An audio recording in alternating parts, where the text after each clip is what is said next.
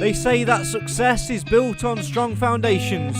So when 20 years ago, when Stuart Watkiss took the reins of Mansfield Town's first team, a side which was full of his youth team starlets, fans dared to dream of it. 3 games to go in Sky Bet League 2, and thanks to two faces who answered their critics with goals, one dream has been kept firmly alive. Maris for Longstaff. Can he complete the switch to the right hand side for the advancing Hewitt? He can. Here is Hewitt, lines him across. First time it comes into Murphy! It is from Murphy! On 25 minutes! That is a superb goal from Mansfield Town! And Jamie Murphy gets it! Mansfield Town 1, Crawley 0, first blood Stags! Murphy switches it to McLaughlin, who's just come back on the pitch. McLaughlin whips it in towards the middle, towards Akins! Akins from Akins! It's 2 for Mansfield! And that is a huge goal for Lucas Akins, the Mansfield Town striker, who's taken some real abuse over the last few weeks, but that is the sign of him as a player.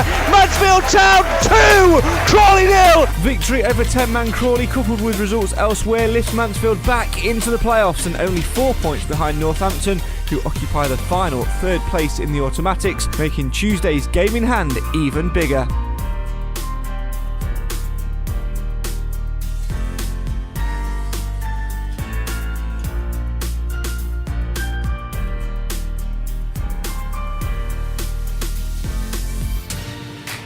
Focus, as it's been said many times before, should stay on just Tuesday with absolutely no thought of permutations, and tonight we'll do just that, staying focused, as we recap yesterday's critical victory and preview Tuesday's penultimate home game of the season against the Stevenage side now safe from drop. We'll also hear from within the camp, discuss the impact of few returning faces, and have not one but 2 rounds of What's Your Favourite Biscuit. My God, you are spoilt today. As always, come and have your say on your team on the show for the fans, by the fans. Why? Because Mansfield matters.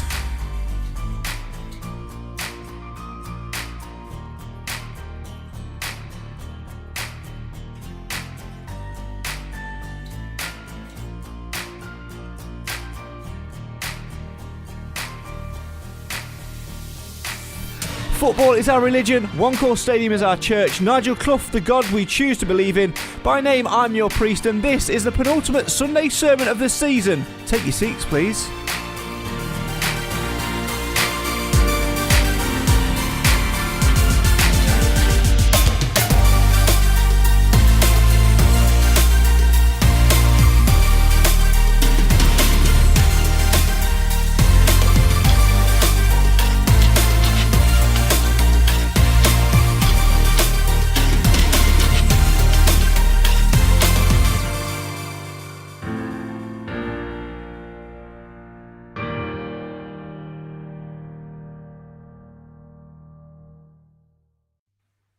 Hello, good evening, and welcome to the Sunday Sermon. It's the Mansfield Matters podcast, the show for the fans, by the fans. Why? Because Mansfield always matters. Thanks so much for joining us yet again. 3 points yesterday afternoon means the Stags are well back within the promotion hunt. Nobody ever stopped believing anyway, did they?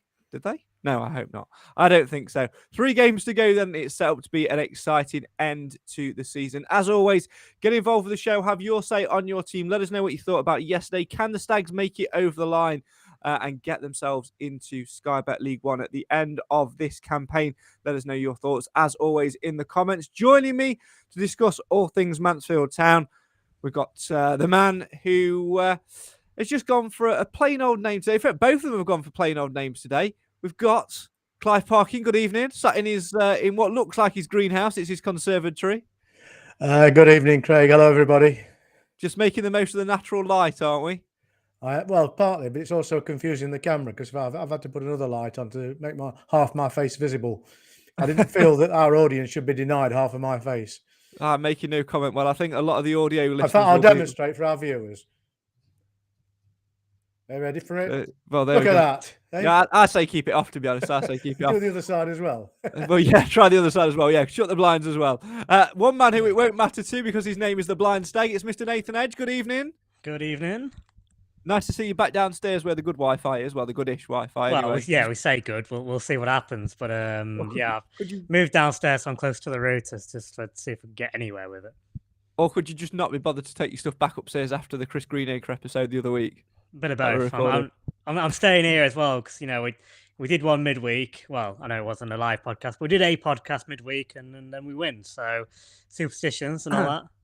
Absolutely. For those who are thinking, Craig, what are you talking about when you say Chris Greenacre? Where have you been? You've been hidden under a rock. We revealed it all on Friday night at Stag Stories Live. Chris Greenacre is going to be part of our Stag Stories series coming up at the end of this Sky Bet League 2 campaign, where, of course, he'll be part of the brand new series. It's called Stag Stories, the glory of the Amber generation. Looking back on that promotion 20 years ago, Andy White, the co-host for that one, Chris Greenacre will be part of that. And Nathan, before we delve into yesterday and before we get the proper podcast started, it's a belter of an episode, isn't it? Yeah, I mean, it was apart from me sort of being a fangirl all the way through, which is Proper fangirling, to be fair. I would apologize for, but I'm not sorry. I couldn't help it. But it genuinely, I didn't really know what he was like personality wise. I don't think, obviously I knew what he was like on the pitch, but with him going over to New Zealand and that, he's not one of the people that you get to sort of hear a lot about, over here. But you can see why he's done so well, because he's a really sort of genuine guy, and speaks honestly, and he's very humble, and had some good stories to share from his time with us as well. And most interestingly, he sort of started off by giving 2 fingers up to the spy rights, which we all love to hear. So yeah, it was very, very good, and it'll be out at the end of the season. If you want to get early access to it, stay tuned to our social media in the coming days. We're going to launch. I never thought I'd do this. I always said I never would, but we are. We're going to jump on board with other podcasts. We're going to launch a Patreon page, and we're going to release all of those Stag Stories episodes in advance for anyone who's going to become a patron. More on that later on our social media pages. Finally, before we delve into yesterday's game, we're going to delve back 24 hours before that, Clive. Friday night, Stag Stories Live, Stuart Watkiss, Neil Richardson, Andy White. My God, what a night. Yes, I think everybody that attended enjoyed it. It was interesting to hear the lads of 20 years ago. It's amazing how clear their recollection of lots of things is. And, whilst all 3 of those lads have got older, they all look the same to me. And yes, we did film it and we did record it. So there'll be both a video version and an audio version, which will go out in the usual places very, very soon indeed. From the bottom of my heart, thanks to everyone that came out on the night and supported it, and for all your messages of support and comments on match day as well. Really, really enjoyed the event. It was a great night, and I'm sure we'll do another one soon, very soon indeed. Keep your eyes peeled to our social media for more. Right, let's delve into the here and now then, Nathan. Yesterday, 3 points against Crawley ended their playoff hopes, but more importantly, reignited Mansfield's playoff hopes and silenced a lot of doubters. In fact, it was a double whammy for the keyboard warriors, wasn't it? Lucas Akins and Jamie Murphy both on the score sheets. A triple whammy, really. The doubters that were thinking we blew the playoffs already. With 4 games to go at that point. And then obviously the ones that are doubting Murphy and Akins, which I'll hold my hands up. I think I was doubting Akins a little bit as well. Come the sort of midway through that game, but no, it's exactly what sort of the doctor ordered. We can't underestimate what a sort of achievement it was. Crawley had been on such a great run of form. They'd won 5 out of 6, and we was kind of on the opposite end of the spectrum, losing 3 out of 4, isn't it? So, we wasn't in the best of forms, but we did exactly what we needed to do. Come back on our home turf and get a good result, a dominating result as well. I'd say. I don't think Crawley troubled too much. Obviously, the 10 men did help with that. But most importantly, you could say it solidified our place in the in the playoff places. Thank you. I did manage to reach it. I don't know if you heard it. I managed to reach it. It was buried underneath some wires, but got it I'll eventually. get it the proper ring. There you go. So we not only did we do that, but I think with the other results going the way out they did. Obviously, we knew about the Newport one anyway from Friday night, which was a big help. But Tranmere, slipping up. You got Bristol Rovers dropping 2 points, but most importantly, Port Vale. And you actually look at it now. Tuesday night has suddenly become a bit of a bigger game because it's an opportunity now to actually really get in the mix to get just behind sort of Northampton. So, all of a sudden top three isn't out of reach again. We are back in it.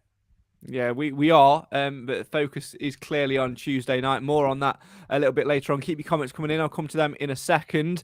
You were sort of left with a little quandary last night, though, Clive, weren't you? Because, Akins and Murphy both score. Who are you going to go and shoot down on social media? Who's going to be, who's there to be slagged off? I know. I had to put Netflix on. I'm pleased for the lads more than anything, because I would hate to think anybody, or even those people that I often disrespectfully call keyboard warriors, I hope they recognise the lads were working hard and they were trying their best.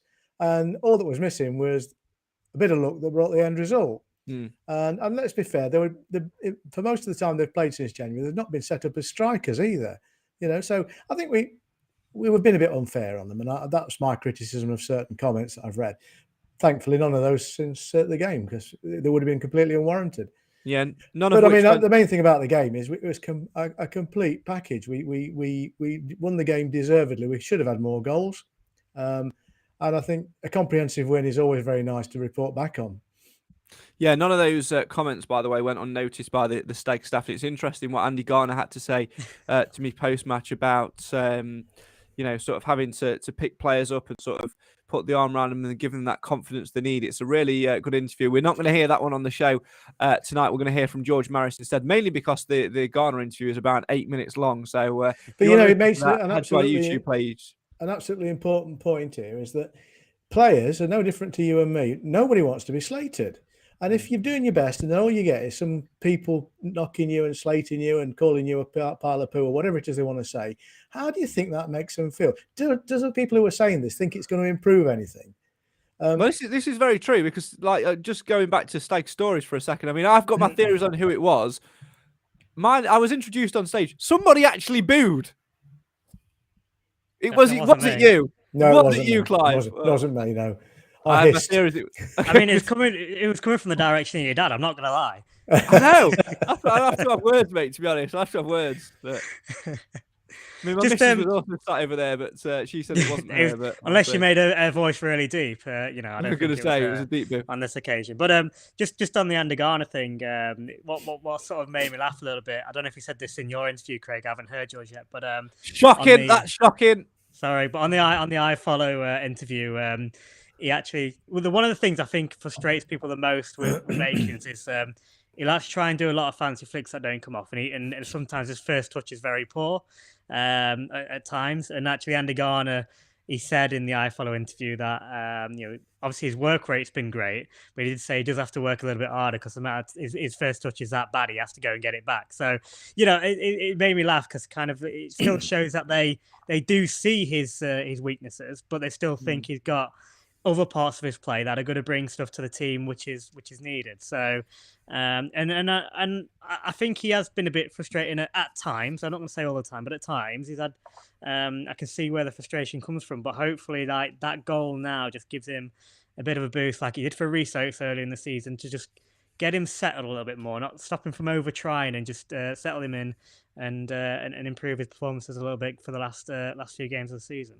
Yeah, completely echo those words. Let's delve into some of the comments. Keep them coming in tonight. Have your say on your team on the live feed. If you listen to the audio version of this, come and join us.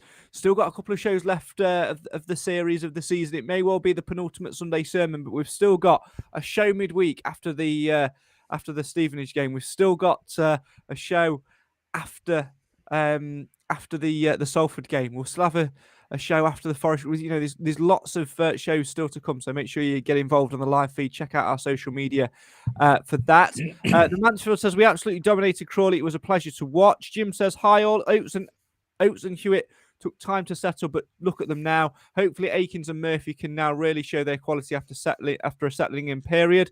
Craig says, let's believe the dream is still alive. Playoffs or automatic. Let's make it fun and do it the Mansfield Town way. No, don't do it the Mansfield Town way, because then the easy way for we'll all have a heart attack, and can we just go for the easy way once, please?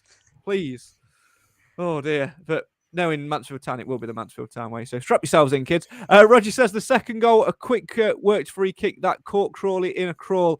Good old Akins getting his first goal at last. Yeah, a lot of credit needs to go to Matty Longstaff for that, Clive, because so many young players, when you're playing against 10 men, would put the ball down and sort of stand over it and look to try and get the big lads up from the back and sort of punish them that way. But Longstaff sort of put the ball down, spotted the quick one, knocked it in, and it was a good, well-worked free kick. And also, credit to Macca as well, because 30 seconds before that, he'd been flattened, gone off at the other end of the pitch. The referee had waved him back on the pitch and somehow found the pace of Rhys Oates to get up the other end of the pitch to dink the ball in. Yes, I mean, Macca had a really good game considering the difficulties he's had to get over. And you're right. I mean, it must have taken a lot out of him when the lad clattered him. But yeah, credit to Longstaff. He saw him. He recognised it was a quick opportunity. I'd like to see more of that. And the cross was a slightly unusual one from Macca, but my God, it was a good one. It found the right person at the right time. Yeah, it certainly did. It was definitely a vital goal, just to give us that little bit of a comfort blanket. And with the way it was last weekend, with the old goal difference, etc., scoring goals is definitely a good one. And as Roger says, it should have been 5-0 in reality, because their keeper, Nath, had an absolute stormer between the sticks. I think I counted at least 4 very good saves. Yeah, I think I don't know. I think Rhys Oates was wondering what he needed to do to get a goal. So obviously, he had that absolute cracker just before the end of the first half, which the keeper got in the way of, and there's a couple of other occasions as well. So it was a little bit like the Northampton keeper, wasn't it? Who pulled out quite a few keepers, great saves as well at home. So it looked like it was going to be one of those, but that's why I was right behind that so shot. Important. That Oates, I was right behind the line of that Oates' shot, and it was destined for the top corner of the goal. I don't think anybody would save that, but their keeper had a cracking game, and that Oates was the evidence difference for me. I think having him back for this, hopefully for the last few games, could be the big difference that we've missed over the last couple of games. Well, it's like Haywood says in the comments. It's vital Macca and Oates stay match fit for the rest of the season. We're a completely different team without them playing. We said it in midweek, didn't we, Clive, as well? Before the game, about if Clough said he was 50-50. Well, at this point in the season, you sort of need to gamble on 50-50. It was a gamble which certainly paid off and looked like he'd never been away. But we are a completely different and better side without them. And I think as well, Oates being in the team brings more out of Murphy and Akins as well. I really, really liked that front line on Saturday afternoon, playing with a little bit with the diamond, sort of with Akins just sort of behind Oates and Murphy, giving them a little bit of free roam, sort of interchanging as well with Murphy. Akins would come win the flick on, turn it around the corner and just play it into space. And with Rhys Oates' pace and Murphy's creativity as well as he continues to grow, that really punishes teams, and we move the ball really, really fluidly as well. And I think a lot of that comes from having A, Oates back in the team, and B, Oates being back in the team to allow players like Akins to come and shine and show what he could do. All right, his touch, mate, he might have to chase after his touch, but he got there, and we've got players in and around him like Maris and Longstaff and Quinn who will pick up the little nibbles as well. Yeah, I mean, if he's fit, Oates has to be the first name. Well, probably after the keeper, the first name on the team sheet. He brings a dimension that no one else can provide. Just in the same way, and I think we have to mention this at the same time, is Maris brings a dimension from the midfield that we've been missing when he's not been there. And it's been a situation I couldn't understand why he wasn't getting more game time. I don't think the lad can understand it either. But I hope that showing will grant him a game on Tuesday night because I thought he played incredibly well.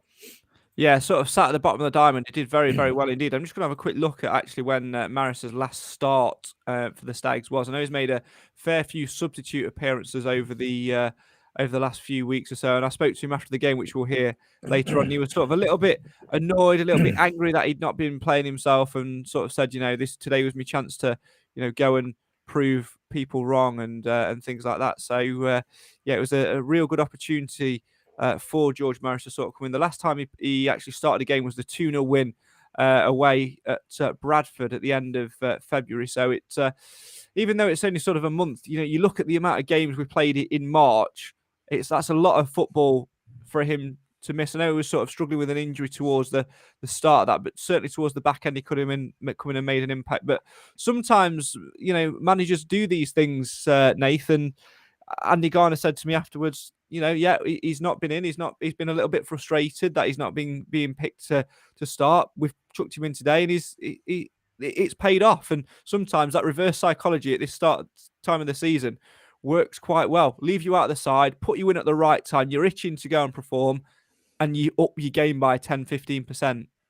Yeah, it's got a bit of a reaction, which is when in that situation where a player is left out, that's what you want when sorry, when they come back into the team. You want them to have that reaction. You don't want them to mope about and so on. So but we all know he's a good player. It was just well, for whatever reason he was out of favour, but I think he's come back in at the right time because you've got a. We played a lot of games, like you mentioned there. Sturks was doing very well. Then he sort of dropped off a little bit. Started having a couple of sort of inconsistent games. Probably tiredness. He's a young player as well, so there's so when the pressure's getting up, you've got to also consider that. So he's coming back in at just the right time, and I think that's probably our strongest midfield. That of Quinn, Longstaff, and Maris. They're the three I'd have in there. As my starting three in there. Yeah, you got to look as well, Clive, haven't you, about at this time of the season with 3 games to go of getting the selection right. People that are not just good footballers, but people who have got the right mindset and the experience to get through tough moments in games, knowing that when to pick the right pass. I could not find fault at all with the way we played on Saturday, and even if they'd have finished the game with 11 men. I'm fully confident we'd have still beaten, and I still think we'd have got that second goal as well. I mean, they changed their shape immediately after we scored, and it gave us a bit more freedom. And that was going to happen because their game plan was to stifle. And my word, I have to give them credit. In the first half hour or so, there was never more than a Rizzler paper between their defenders and our strikers. I mean, they were on top of everything. And that's one of the things you've got to give credit to Akins for. He can find a half a yard because of his presence, because of his stature, he can find that bit of space for someone to put a pass into. It doesn't always pay off. You're right. Sometimes his touch is a bit clumsy, but he often is able to contain a ball that other players might not be able to do. And as I say, they were marking people. They were like wearing the same shorts as us. I mean, they were that close to us. But as soon as we got the goal, they had to reshape slightly, and they did. And of course, the rest is, as they say, history. We dominated more or less after that. And I'm with you, Craig. I think if they hadn't had the player sent off, who, by the way, deserved to be sent off. Yeah, it's a definite booking. Then we'd have still gone through and won the game. And back to selection, coming and looking at those 3 games, obviously a quick turnaround for Tuesday, having those players back in. We're saying, we want George Maris to start again because he played very, very well indeed. How key is that selection going to be to getting us over the line, whether that's going for that 3rd place spot or whether that's trying to, consolidate a place in the playoffs? Clough has got to get the selection right, and I thought he did perfectly on Saturday. Well, I certainly think he did. I mean, unless Nathan's got any alternate views on the thing, and that should be the starting 11 going forward, I think. Interestingly, Jamie's asked on the column there, what happened to Hawkins? Well, I don't know. You might know, Craig, but one thing's for sure, we didn't miss him. We didn't miss him one bit.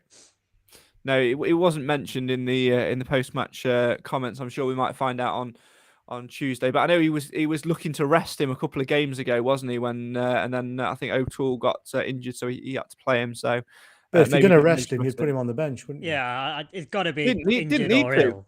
Yeah, he didn't need to though, did he? He had enough. He had enough there. Didn't need to. In hindsight, you could say that, but I think no, I'm saying it. I'm saying it. I heard him say it, Nate. He did say it. There's no hindsight about it, mate. I'm saying it. We had enough. I'll let you off. No, I say we should find out. This they've already done the press, haven't they? What day are we on? Sunday? No, it's tomorrow, isn't it? So hopefully we'll find out tomorrow. I don't know whether this is true or not, but Nathan in the comments has just put that his wife was having a baby. So if that's true, congratulations. Yeah, not sure if it wasn't mentioned after, so I'm not sure, but there you go. Right, let's move back to Tuesday night, Nath. Before in fact, we'll come to Tuesday night later on. Let me go back to some more comments. I'm getting all over the shop as well. Jamie says, well, we got the win that we needed. It should have been more a big game on Tuesday night as well. Roger's put a joke in the comments about a reference which only those attending Steak Stories Live will get. Maybe Nigel Clough needs to send these lads to a lap dancing night. You'll get the reference when you watch and listen back to the episode. What a funny story that was, by the way. Jamie says it's about time they scored. It only took nearly 3 months. Let's hope they can kick on, relating to Akins and Longstaff. Roger says, Murphy. just shows Nigel. Murphy, sorry. I was reading a different comment. Roger says, just shows that Nigel Clough must really believe in Akins and he knows what's best in the end. That's why he is the manager. And you've got to give him credit for that, Nate, as well. You know, he stuck with him. If he wasn't, scoring and things like that, and so the criticism from the fans, it's very easy to listen to that sometimes and sort of try and appease them. But he's a vital cog to the machine. And I've been very firmly in the Akins is a good player camp from the start. I've never waned to is a poor player and never gone onto the other side of the fence because I could see what he could offer the team, and all that he was missing was a goal. And Clough and Garner and the management team have shown the confidence and belief in him, and that might be just what he needed. Yeah, I agree. I mean, I wasn't against Akins, but I was a little bit in the favour that I felt like his performances kind of warranted. For me, for a while, I'd have put Bowery in front of him. So at times when he was starting in place of Bowery, I thought it was a bit harsh. However, that said, Akins has been playing League One. Nigel Clough and Andy Garner know what he's capable of. They've worked with him for such a long time. You can also understand why they want to stick with him because, they know what he can do and they know what he can bring to the team. And like we say, that hopefully that goal is just what was needed to give him a bit of confidence and settle him down. When he's been at Burton for such a long time and he's moved to a new club, he's going to want to come in and impress. He might be trying a bit too hard in certain ways and not settling in that well. We've spoke about it in the past how difficult it can be for players.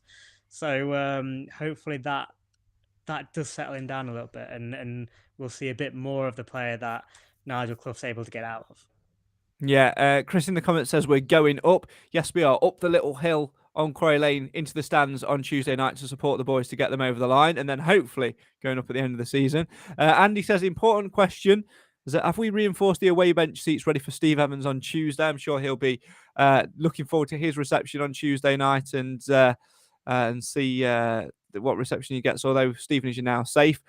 Gaz says, Maris makes a massive difference. Can't get my head around why he hasn't been started. Alan says, great team performance yesterday. We need to remember that it's not over until the rounded lady sings. The fat manager squeals. Well, whichever one Steve does on Tuesday. We need to trust Nigel to deliver. Craig says Akins 91st minute worldie against Forest Green gets us automatic. Carl says, I think the issue with Akins is that he's not as good as Bowery and fans can see it. Ironically, he has taken over as the boo boy from Bowery.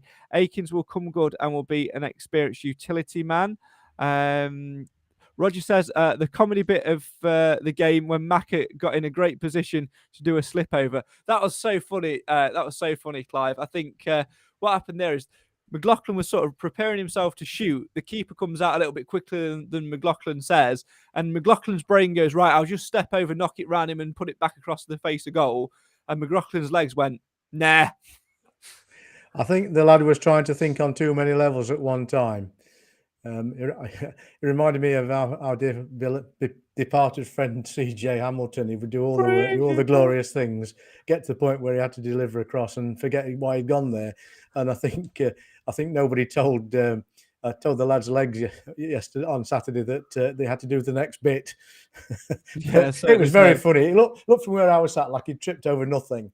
And well, it's funny. Nigel Clough, when he came out briefly after the game, just to let us know that he wasn't doing the press, sort of said, "Is there a hole down there on the pitch? Because Macca disappeared down it."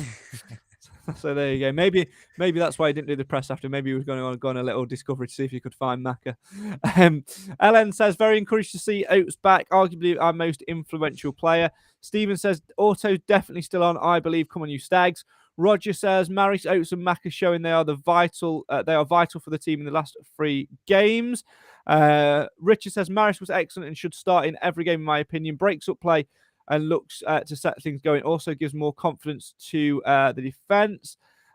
Jamie says, to make the playoffs, I think we need to win the next 2 games to be sure. For automatics, we need to win the next 3. What do you think? I think absolutely spot on. I actually think it will depend on other results, of course, but I see no reason why we can't go and win all of our remaining games and then see where we are. I'm not at this point now, with it being so tight and with it being so sort of in and out and sort of changing every sort of week. We saw on Saturday how much results helped us to get back into six. I'm just saying we do what we do, and where we are is where we are. And I think it's as simple as that. We worry about where we are in the table in the last 10 minutes against Forest Green. What do you think, Clive? Yeah, I think win on Tuesday, we're bolted into the playoffs, and I think then we need a win at Salford, and then everything then rests on the last game. And it's interesting because right from the start of the season, people were saying, it's all going to come down to the Forest Green game, the last game of the season. It may well just do that. A couple of things. I mean, Stevenage are now safe, and whether that will mean they'll play a different style of football, whether they won't try as much or whether they'll be more relaxed and play better football, it's difficult to see. The new Manx aren't really involved as far as I can see now. Their season's pretty much over, and of course Forest Green, they're definitely not. You think they're They're right in it? They're a point outside the playoffs. I know, but I just don't see them having the form to carry it through. But anyway, that's my opinion. Okay, that's them beating us. Cheers, Clive. Yeah, well done. Yeah, all right. And then, of course, Forest Green have already got promoted. Now, whether they can beat us and get a piece of silverware remains to be seen. So I think every one of these games has got jeopardy written all over it. But we shouldn't be frightened of any of them now. We proved yesterday that we can play well against a good team and beat them reasonably comfortably. And I'd be very surprised if we don't get a decent win on Tuesday. And then it's really whether we can do anything in the last two games. For me, Nathan, it doesn't hinge on how we perform or the opponents or what other teams do. It all hinges around who we start and who's available. Because with Rhys Oates, with Stephen McLaughlin, with maybe possibly George Maris, we're all right. Without at least Rhys Oates, we struggle up front and we're susceptible to errors at the back. Although I will say one thing about the defence, we've not praised them at all yet. Yesterday, I think the best centre half pairing we've had all season was yesterday. James Perch and John Joe O'Toole won absolutely everything, complemented each other really, really well. First two names other than Oates on the team sheet. Two oldest players on the field. Experience, win your games. Throw Hewitt into it as well. That back four for me, that's the back four. You're saying about the players there to keep fit. All of those are the back four. I'd add into that, and I'd have Quinn and Oates. There's Longstaff, Maris. All of those for me are the absolute sort of ambition of the starters, and the rest. I've basically gone for all 11 here, haven't I? Yeah, and the rest can, and then you got a strong bench. So, when Lapsley came on, he hit the ground running. He contributed straight away. Yeah. I thought it's good to have him in the mix. He very much picked up where he left off at Forest Green, getting a card from the referee. Even though he had a very good game. He had a very good job he didn't have long, so he didn't have enough time to get a second one, did he? Tuesday night for me it's a big game in the sense that it's an opportunity, I think, now, because of that win we got on Saturday. Obviously, it's a game in hand over a couple of teams around us. It's an opportunity. I think if we win that, we've got a real good chance of that top three, because you look at Exeter, Northampton and Port Vale, sort of the game, they've got to play each other a little bit, and there's some real sort of tough games where they've got to take points off each other. We've still got two tough games after that ourselves, obviously, but win on Tuesday night, and I think we're really in the mix. And I think I don't want to tempt fate, but I'm surely playoffs will be virtually secured by that as well. So it's all about the top three. Nathan! I said virtually. Said I don't want to tempt fate. Virtually. Oh, honestly, stop whittling, Craig. Oh no! Oh no! Right, I'm gonna go and. Oh, it's pessimistic. Craig comes out at this point in the season. I forgot. To tell you. Right, I'm gonna go and find a paper bag, breathe heavily into it, and try and get my breathing back. Whilst I do that, let's hear from the man who came back into the starting lineup yesterday. Didn't get a goal. He came very, very close, but he was the real engine in our midfield. His name is George Maris, and I caught up with him after the game, speaking to me for Mansfield 103.2. George, well played, 3 points in the bag, a return to the starting lineup as well for you. We'll come on to that in a second, but first, what's your overarching thoughts on today's 2-0 victory? I thought we was good. I thought we was composed from the start. We was a team getting the ball down and making chances. We got his goal, great goal from Murphy, deserves that, and then carried it on from there. Yeah, real team performance today, knocking the ball around short at times. It looked like you were having a field day out there, the engine in that middle of the park. I said it in the dressing room. They was arguing amongst themselves in the first half. Didn't know who to pick up, and that's just from movement around midfield. We had players running everywhere, and they couldn't really handle it. But obviously, with how composed he was on the ball, it was a tough day for him, and I'll probably say it in there how tough it was for him today. Yeah, it certainly was. And how key do you think that was to be able to sort of latch onto that early doors? Because you sort of noticed after the first 5 minutes or so, a few little comments from Quinny and a few others just sort of saying, just get on the ball more. Yeah, how we've won games here and away, we've controlled the game. Like, no team comes here and controls the game. I think against Sutton, we didn't start and control it. So today we knew we had to go back to his old ways and keep the ball and tire teams out, really, and we did that and we got the goal. Yeah, mentally as well, after that bank holiday weekend, a real tough one to take, especially the way the Carlisle game ended with the decisions, etc. How big was that 3 points, not just in terms of league table, but for you guys as a group to pick yourselves up for the last three?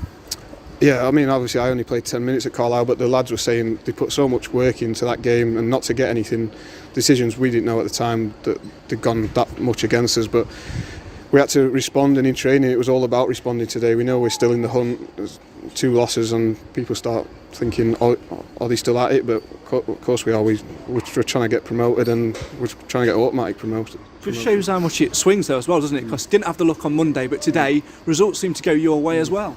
That's what I mean. You lose one and you can drop to 8. If you win one and you, 4 points off automatics with a game in hand, we win that, and never know what can happen. Hopefully it can end in automatic promotion. That's what we all want. Yeah, and of course you've been out of the starting lineup for a while. First and foremost, when you saw your name on the team sheet, always told, what went through your head? Were you thinking this is the time for me to come in and kick on? Yeah, like you just said, I've found it tough for the last 2 months. I've not been playing, and I've not enjoyed. I don't enjoy not playing. Obviously, I want to play every game, and I played it all up to now. Really, well, up to when I was dropped. So when I saw my name, it was just about going out there and doing what I did previously, and trying to stamp my name back on the team sheet for future games. And that's what I want. I want to stay in the team now. I don't want to be out, because it's been a great season so far. Yeah, and your teammates seem to really thrive off your work in midfield today. You know, Akins dropping off and getting Oatsy back in there as well. How key was that to being able to open this side up? Yeah, I think they complement each other.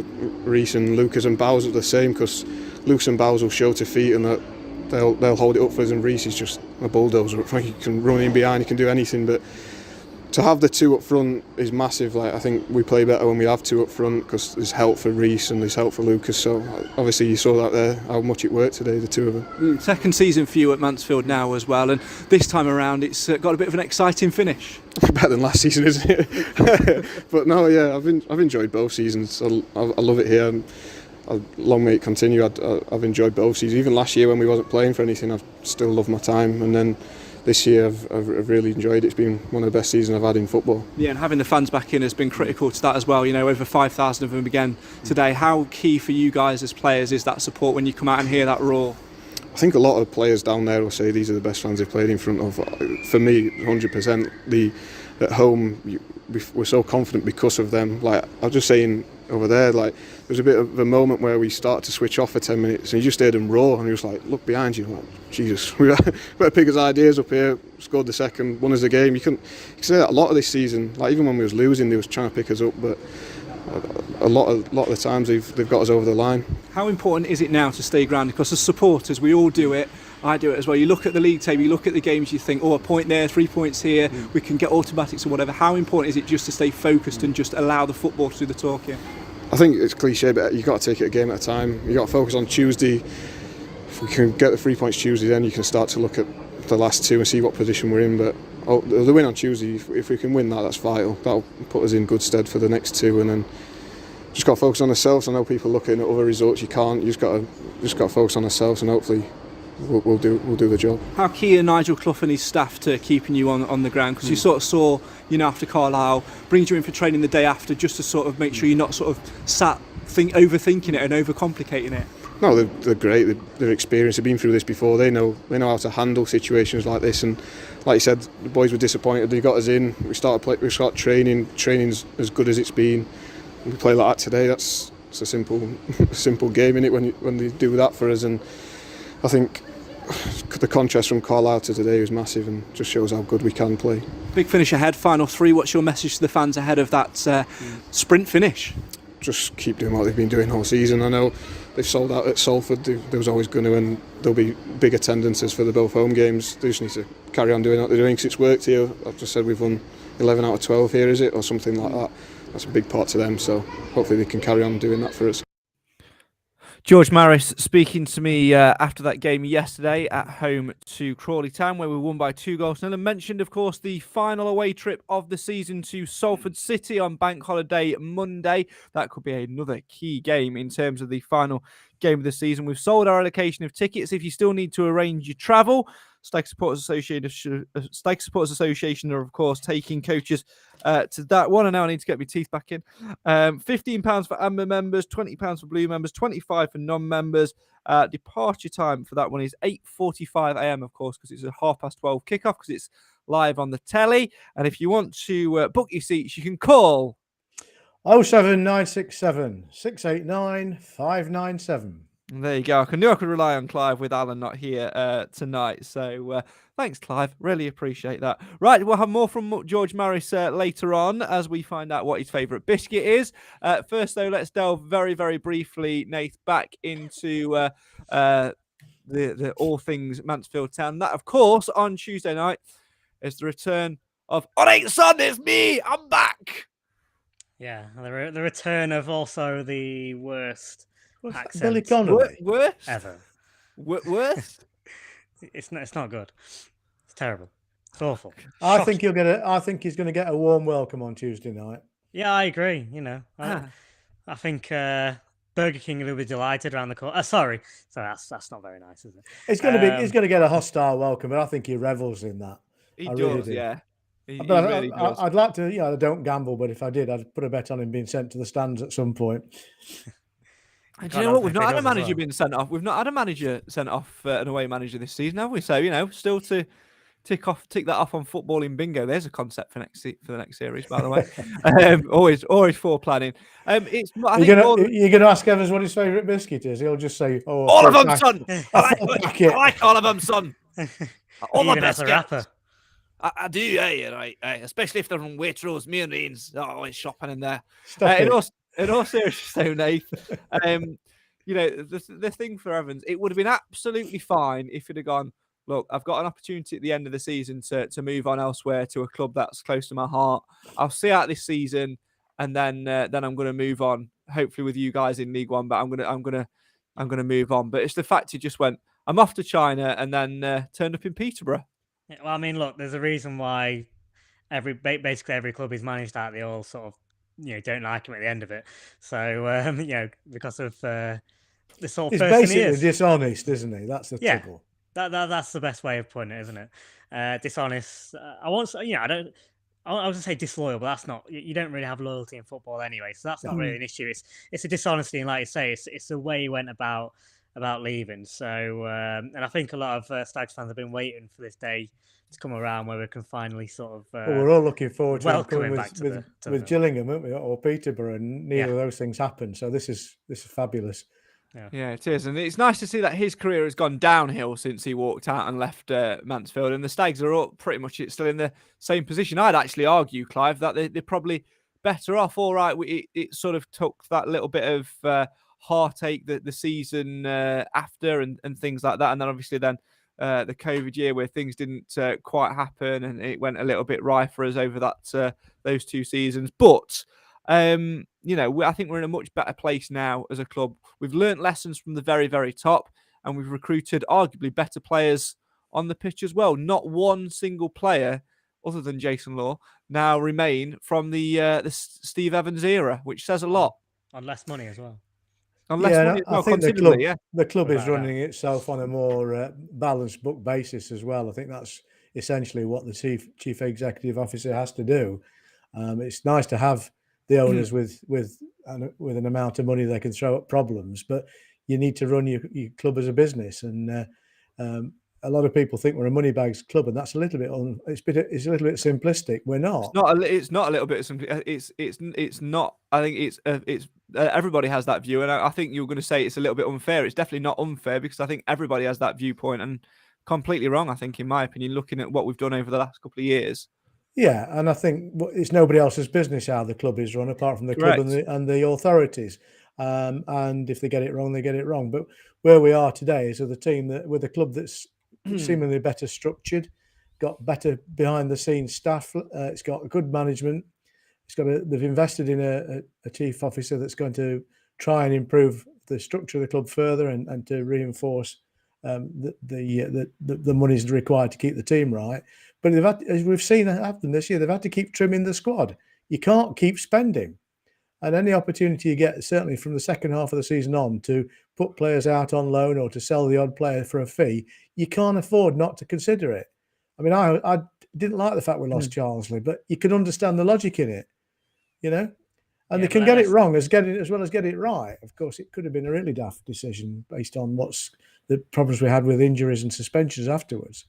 So, anyway, I don't know what we're talking about now. What was the question? Not be selling oats in the summer, though. Thank you. Let's keep. No, I don't. Yeah, I don't think we'll be selling that. any key players this year. The fact remains now is what Nigel's brother's our recruitment specialist. I would imagine there's not been much opportunity wasted by him, certainly since Christmas, to be looking at players that could possibly be available to us from the summer.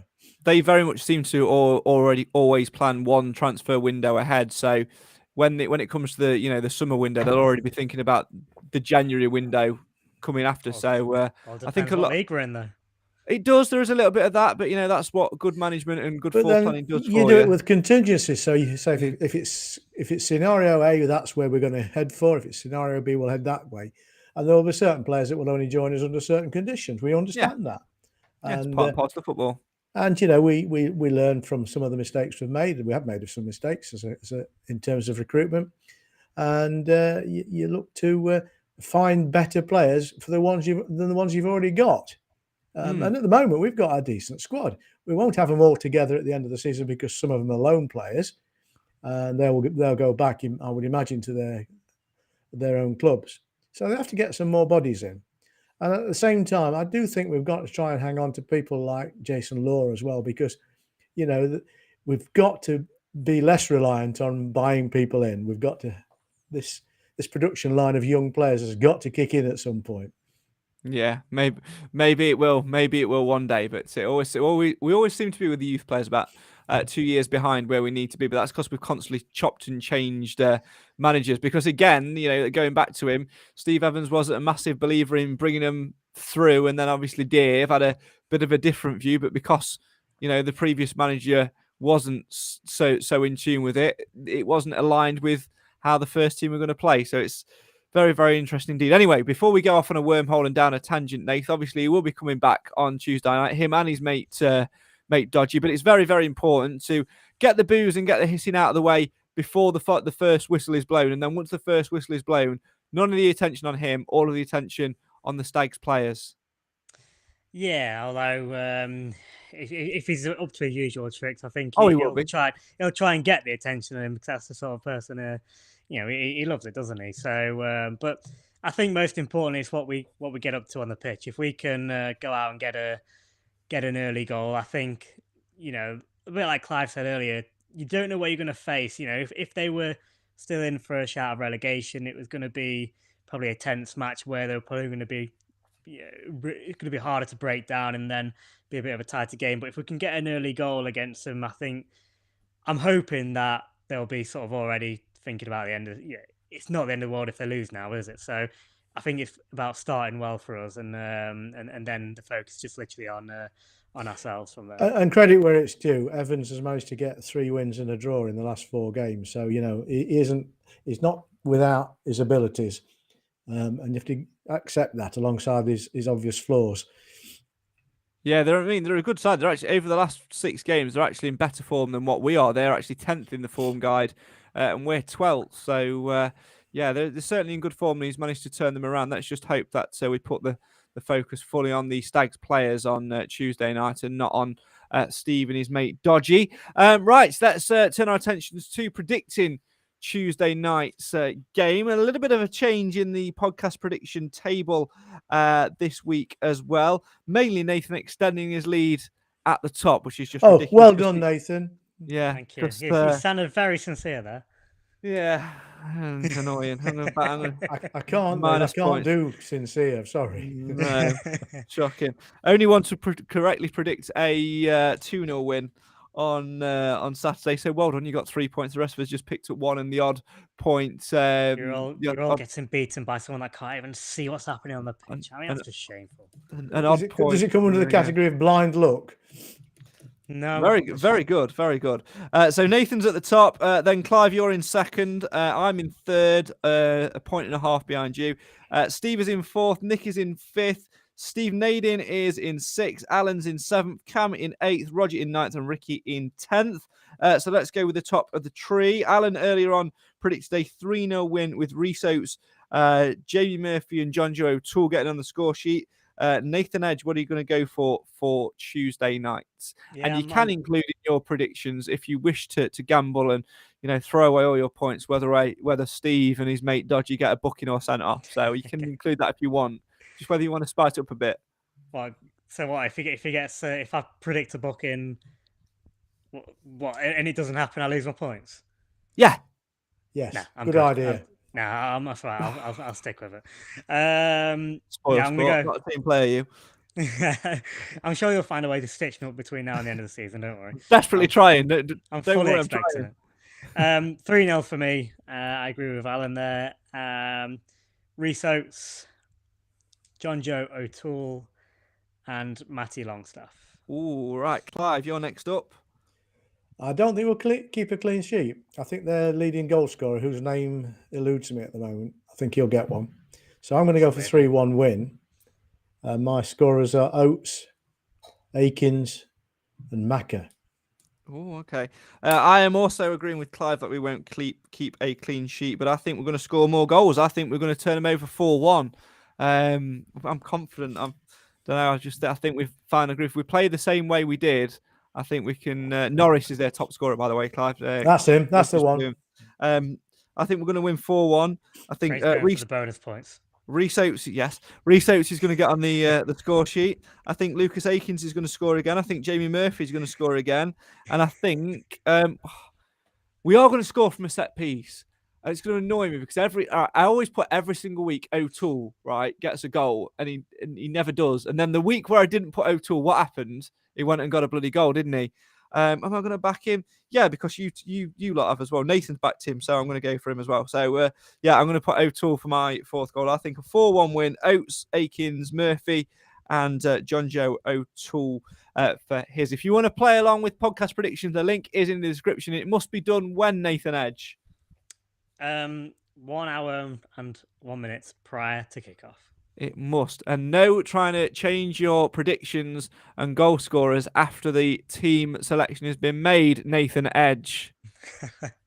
Well, I just saw Oates was in the team, so I changed it from 2-0 to 10-0. You should have held him to 10-0. I should have done, but otherwise I had breaking my own rules, wouldn't I? So, exactly. And I knew Nathan had pulled me up on it. Anyway, that's all we've got time for in terms of football in chat. Time for a little bit of fun and games because it's time for this, a double episode of this. Play. Please play. Thank you.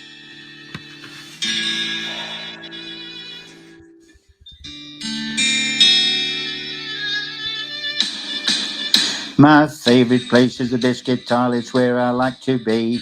Looking at the varieties that are dunk into my tea.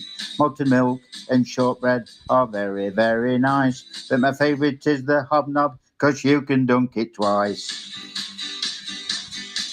So what's your favourite biscuit, custard cream or Oreo? Put it in the comments, Mansfield Matters wants to know. Pink wafer Garibaldi or Fox's Crunch Cream. Keep following the Stag, be part of the winning team. Yes, right. So first up, we're going to go with George Maris first up. So it's Clive versus Nathan in terms of the game. If you want to have a little guess in the comments as well, get them flooding in now. George Maris, what's his favourite biscuit? This was the question. Finally, on St George's Day, what's George Maris's favourite biscuit? Biscuit. Oh, Jesus.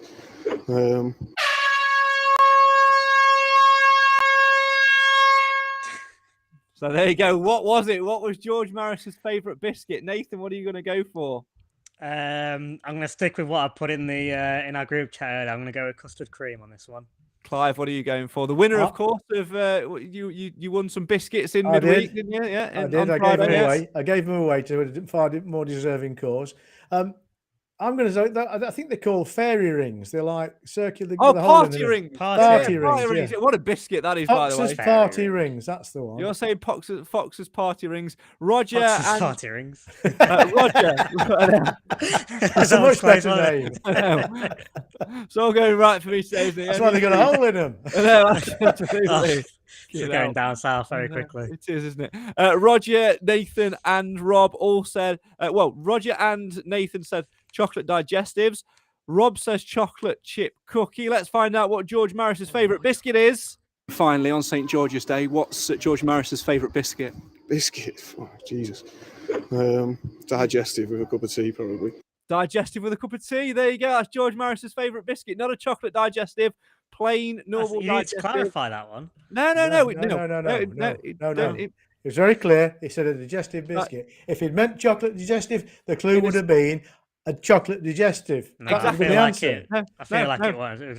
George Maris likes a digestive with a cup of tea. Very specific was George Maris. And do you know what, Clive? That defines him as a player, doesn't it? Sturdy, reliable, honest.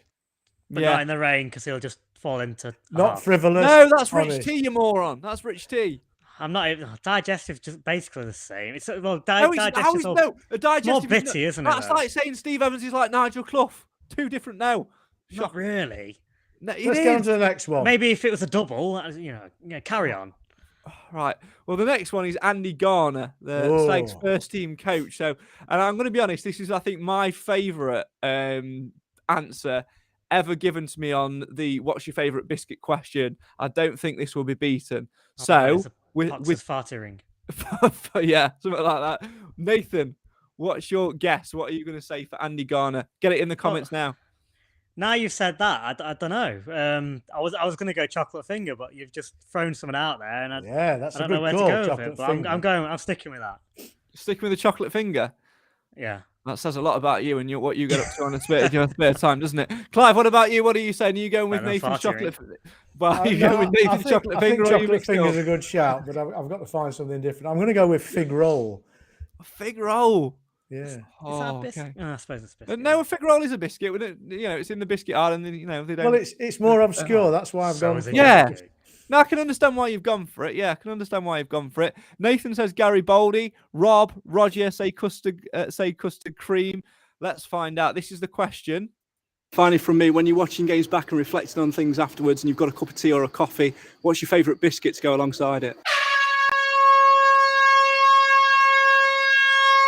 Now, having heard the question, would you like to revise your answers at all, or are you happy? If he doesn't eat biscuits, he's a liar. Clive? I'm going to change my mind. Go on. I'm going to go for malted milk. So, can you just clarify what you just said there, Nath? I said he's going to say he doesn't like biscuits, and I'm calling him out now. He's a liar. This is what he said. Finally, from me, when you're watching games back and reflecting on things afterwards, and you've got a cup of tea or a coffee, what's your favourite biscuit to go alongside it? I won't be having any coffee because I've never had a coffee in my life. Horrible drink. I do like tea, but I'll be having a beer and some crisps, I think. Ooh, what crisps? You can pick me any type of crisps you like because I absolutely love crisps with beer. That's the only thing that goes Fig roll crisps. No. So there will be no tea tonight, that is for sure. So there you go. Andy Garner does not have a favourite biscuit. And he does not have a favourite flavour of crisps either. He just likes all the crisps. Just has to be different, doesn't he? Yeah, well, that's, you know what? Are you going to argue with him? No. Exactly. My point exactly. I feel deflated. I don't think that was a proper answer, but there you go. Well, I won't challenge him, mate. If you want to listen to that interview in full with Andy Garner, the Stags first team coach, it's on our YouTube channel where you can watch that and the interview with George Maris as well. Lots more content on there for you as well, including coming soon, the Stags Stories, the Glory of the Amber Generation series. Before we play the highlights and finish tonight's show, just want to say, Nath, what a night on Friday it was, wasn't it? We talked about it a little bit at the top of the show. Let's touch upon it a little bit more now. Incredible evening. First and foremost, thanks so much to the Stag Sports Association for supporting the event, etc. Laura and her staff as well at the ground were excellent on the night in getting it all sorted for us.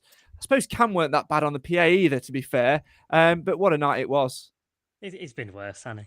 Oh, I'm echoing. Can are you getting that, or is it just me? No, you're all good. We can still hear you. Yeah, it's a great night. I think we knew it would be. We've obviously interviewed Stu before, but it was nice to hear from Neil Richardson as well, and obviously Andy White being there. I think all three of them together, you could see there was clearly sort of, enjoying reminiscence, and there was a few surprise, funny stories in there. So I had a thoroughly good night, and you didn't do too bad either, Craig. Well done. Oh, thanks, mate. Yeah, Appreciate that. Appreciate that. Not half bad. Oh, thanks, mate. I think people need to realise just how much emotional energy Craig's put into that event for weeks before, and it went well. And very much to your credit, Craig. And you can breathe easy. And then on Saturday we had a lovely game of football to make it even better. You should be feeling very, very chuffed at the moment. It's a team effort. Everyone put in everything and really helped out. So I'm really looking forward to doing it again. Hopefully we can do it again towards Christmas time. Some more guests. Obviously, we've got the series coming up as well, so make sure you watch it. But those of you that went down, thanks so much for coming down. Really enjoyed it. Had lots of lovely comments from people on the Saturday as well, and quite a few that said, "Oh, I'm really sorry that I couldn't get that night as well. Sort of working, kids, childcare, that sort of thing." Did you film it? Yes, we did. We did film it. We did record it. So we will be putting that out at some point as well. But it won't be until the end of the current season as well. So. Yes, Roger says Craig's got a great future in media. Thanks, mate. Could you tell some potential employers that? Because I'm currently unemployed, so it might be nice. It's only been what 2009 when I started my career, so yeah, it's been a long time. But I'm looking for a job. So if anyone knows anyone, I'll make you a cup of tea and I'll ask you what your favourite biscuit is. So it's all good fun. But no, in all seriousness, so a great night was had by all. Really enjoyed it. Thanks to everyone for making it such a success. We look forward to doing it again. We are going to be launching a Patreon page for the podcast with more stuff coming next season, including some extra shows content. Don't worry, though, we'll be keeping the majority of it right here on our social media pages, including this show, for you guys to all get involved with. It would just mean that those who support us can keep the running of the podcast, which going, which is certainly what it was there for. So really enjoyed that. So please. Please get on that. Make sure you have a little look on our social media pages for more details on that coming very, very soon indeed. So, 3 games to go, though, this current season. Who knows, in 10 years' time or 20 years' time, we could be getting back the stars of this campaign to do another Stags Stories Live.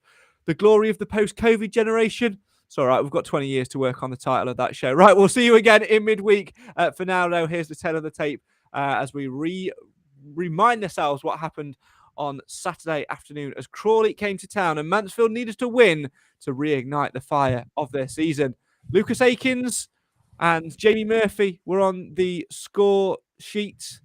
They got us firing. They answered their critics. Everyone's a winner.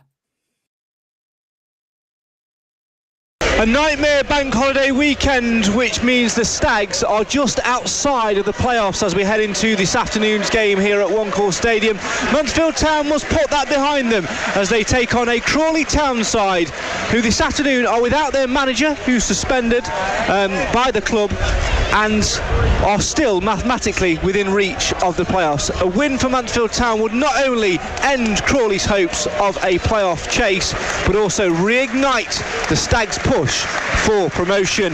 Nigel Clough makes 3 changes to the side which lost in Cumbria on Monday. Back in come the return of leading goal scorer Rhys Oates. John Joe O'Toole back in the lineup as well, as is George Maris.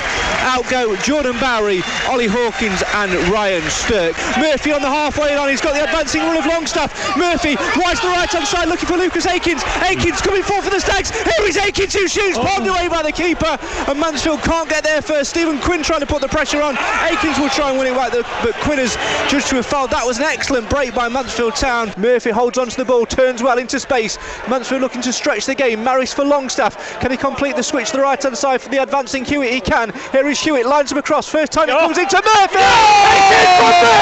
At 25 minutes. That is a superb goal from Mansfield Town, and Jamie Murphy gets it on 25 minutes. Mansfield Town 1, Crawley 0. First blood Stags. What a goal, what a fantastic build-up play.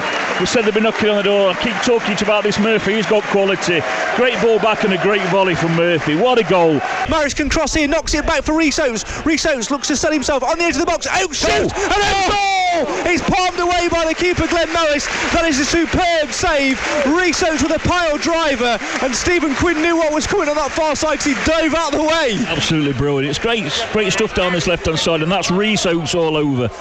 You know, he's got that half a yard right in and around the box, hit it. There's a good save from the keeper, he got a good hand on it, but that's Rhys Oates all over. And that was flying into the top corner. Let's not underestimate that. Watch that back, because that would have nestled beautifully and lifted the roof off this place. Just a shame that Mansfield wasted the throw that far on the far side from the second ball. Murphy in space just outside the centre circle. Murphy going forward. Across it comes for Stephen Quinn. Square ball back for Murphy. Murphy to McLaughlin inside the area. McLaughlin shoots, saved by the keeper. It might run on the edge of the box for Maris, but it doesn't, and Crawley will get it clear. Another superb save by Glyn Morris in 2 in as many minutes. Hewitt's been beaten there. Opportunity for a cross here from Crawley towards the back post. A vital headed clearance from Stephen McLaughlin, who was absolutely flattened by the Crawley man. The referee has spotted it and awarded Mansfield a free kick, and there's a yellow card for the Crawley man, and then a red card to follow. It's his second booking, I think. It was number 14, isn't it? James Tilley, who was booked earlier on, and he is giving his marching orders on 68 minutes. Murphy switches it to McLaughlin, who's just come back on the pitch. McLaughlin whips it in towards the middle, towards Akins! Akins from Akins! It's 2 for Mansfield, and that is a huge goal for Lucas Akins, the Mansfield Town striker, who's taken some real abuse over the last few weeks, but that is the sign of him as a player. Mansfield Town 2, Crawley 0. You just look at his teammates, every single one's round him because they know what that goal means. I'll tell you something now, it's going to be a play for us, Akins, and I'm so pleased with him. And that is the end of the game. Mansfield Town win by 2 goals to 0. A huge 3 points for Mansfield Town in the landscape of the season. You can see what it means to the players, you can hear what it means to the supporters, and with now 3 games to go, that game in hand over relegation threatened Stevenage on Tuesday night. The importance of that game goes through the roof, but first and foremost, Mansfield had one job today: win, and win they did.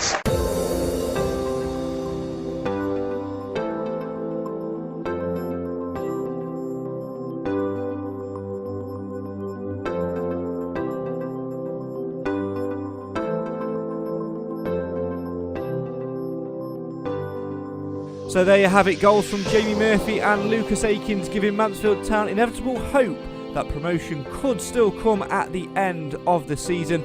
Big game on Tuesday night then, as the Stags welcome now safe Stevenage to One Call Stadium in that all-important game in hand. There are other sides in and around Mansfield playing on Tuesday, including Sutton United in 7th, just below them, 2 points behind the Stags, and of course playoff hunting Swindon Town, who can't mathematically catch the Stags on Tuesday, but a win over now promoted Forest Green Rovers would propel them towards those playoff spaces. So it's really important that the Stags focus on what's in front of them at One Call Stadium and get 3 points on board, which would put them within 1 point of Northampton in 3rd before that trip to Salford City on Bank Holiday Monday. If you can't get to One Call Stadium for what is an all-ticket affair, make sure you're next to your radio sets. We'll keep you right up to date on Tuesday evening. Aaron Outram in the chair in 103 Towers. He'll have his eye on all of the scores elsewhere. Lee Wilson back alongside myself to give you extensive coverage as we endeavour to make sure you don't miss a kick of the action. As always, get involved in podcast predictions as well. Somebody really needs to kick on and help us catch Nathan. He can't win the prediction game again, can he? Please no. The link that you need is in the description. Finally from me, thanks for all your support towards Stag Stories Live. A great night was had on Friday night. I know I said it earlier in the show, but honestly, phenomenal night. Really enjoyed it. Thanks so much for coming down and getting involved. Can't wait to do more of them soon, and more details coming soon about Stag Stories, the glory of the Amber Generation, the series. For now, though, that's it from us. We'll see you again later in the week as we reflect on Tuesday night's game against Stevenage.